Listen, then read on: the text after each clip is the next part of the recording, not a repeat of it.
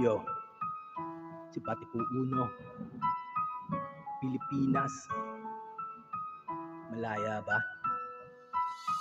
Malayang gumawa ng masama, makinig.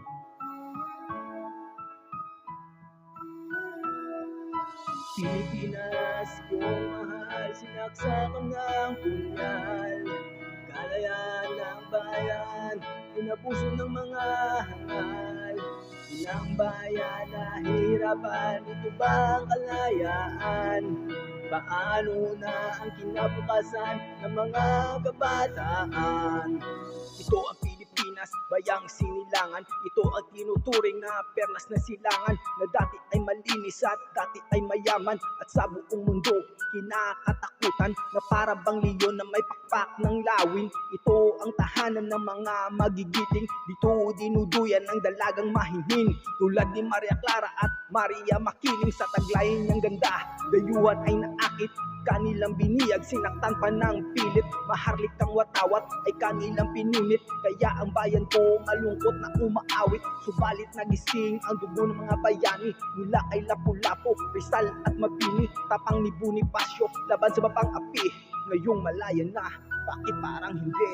Pilipinas, kung mahal, sinaksakan ng punyal.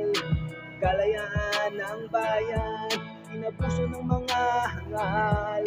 Ng bayan nahihirapan, ito ba ang kalayaan? Paano na ang kinabukasan ng mga kabataan? Ngayong malaya na, talagang malaya ba? Malayang gumawa ng mga masama. Pinoy sa Pinoy, nanlalaman sa kapwa, patawa-tawa pa na parang walang hiya.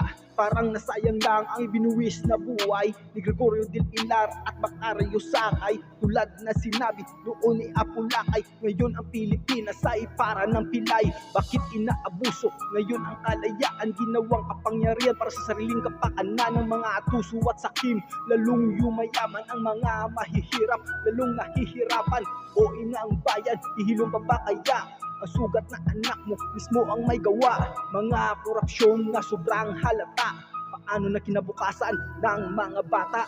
Pilipinas, kung mahal, sinaksakan ng punyal. Kalayaan ng bayan, inabuso ng mga hangal. Ng bayan nahihirapan, ito ba ang kalayaan? Paano na ang kinabukasan ng mga kabataan? Pilipinas, kung mahal, sinaksakan ng punyal. Kalayaan ng bayan, inabuso ng mga hangal. Ilang bayan nahihirapan, ito ba ang kalayaan? Paano na ang kinabukasan ng mga kabataan? Yo, Pilipinas, malaya ba?